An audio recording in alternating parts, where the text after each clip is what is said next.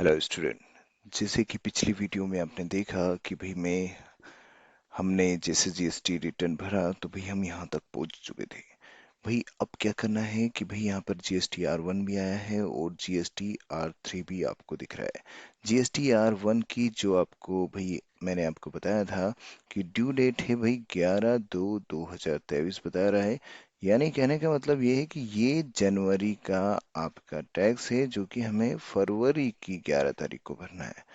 और उसके बाद ये थ्री बी बिल जैसे आपने GST R1 भरा तो भाई उसके बाद अगर हम GST R3 भी भरते हैं तो बस हमें कंफर्म करना रहेगा। बाकी पूरा सेम जैसे हम GST R1 भरते हैं वैसे ही बस जो GST R1 में जो इन्फॉर्मेशन हम भरेंगे वो ही हमें कंफर्म करके रिटर्न फाइल करना है और कुछ नहीं करना है। ओके, तो भाई इसके लिए अब हम थोड़ा सा आगे बढ़ते हैं। तो भाई इसको आपको पता है कि हम यहाँ पर ये दिख रहा है आपको, यहाँ पर हम क्या कर सकते हैं भाई, ऑफलाइन भी कर सकते हैं इसे और ऑनलाइन भी कर सकते हैं।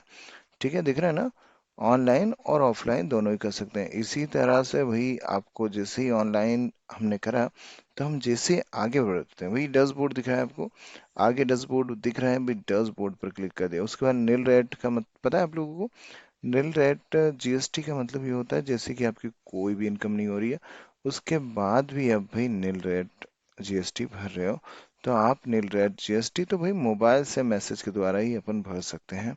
तो उसको मैं आगे बताऊंगा आपको। तो भाई इसके लिए आपको दिख रहा है भाई ये जो फाइल दिख रही है इन फाइल के द्वारा हम भाई GST R1 फिल कर सकते हैं। तो भाई पहले ये जितनी भी टेबल है आप अच्छे से समझ लें क्योंकि इन टेबल के अंदर आपको जीएसटी की जो डिटेल है वो आपको जो बिल इनवॉइस है वो आपको भरना रहेगा। तो भाई सबसे पहले इनवॉइस दिख रहे हैं आपको, भाई यहाँ पे B2B दिख रहा है ना।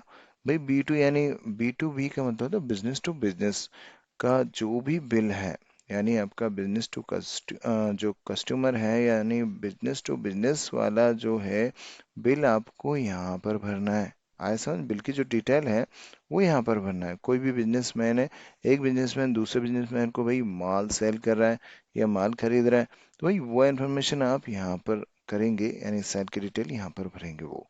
उसके बाद ये दिख रहा है आपको बिजनेस टू कस्टमर।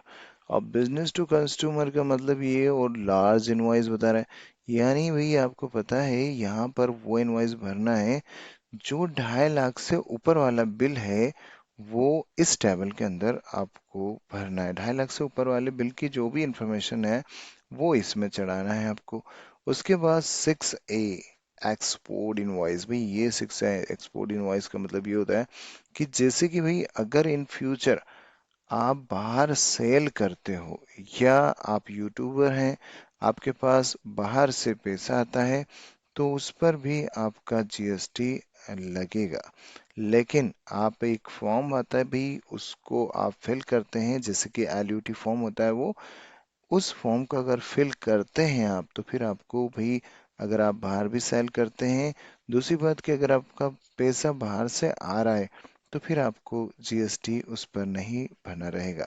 और उसके बाद आता है हमारा, भाई दिख रहा है आपको, भाई बिजनेस टू कस्टमर अदर। भाई बिजनेस टू कस्टमर अदर का मतलब होता है भाई यहाँ पर मैंने बताया आपको लार्ज, अब यहाँ पर 2.5 लाख से ऊपर वाले बिल इधर चढ़ेंगे और 2.5 लाख से नीचे वाले बिल भी यहाँ अदर में चढ़ेंगे, बिजनेस टू कस्टमर में अदर में चढ़ जाएंगे।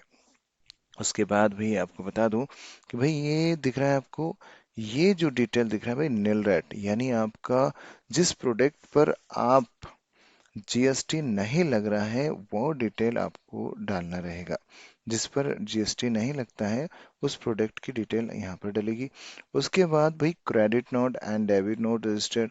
Credit note debit note registered का मतलब ये होता है कि भाई आपको पता है credit note and debit note यानी सेल रिटर्न परचेस रिटर्न की जो भी एंट्रीज होती हैं, जो भी बिल आते हैं, जो रजिस्टर्ड का मतलब जिसके पास जीएसटी नंबर है और जिसे हमने माल खरीद कर खरीदा है और वापस करा है, ये और बेच कर उसने हमें वापस किया है, और जो रजिस्टर्ड है तो भाई वो बिल इधर चढ़ेंगे, आए समझ।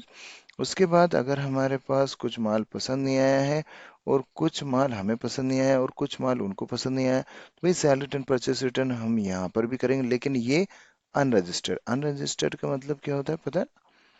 अनरजिस्टर्ड मतलब होता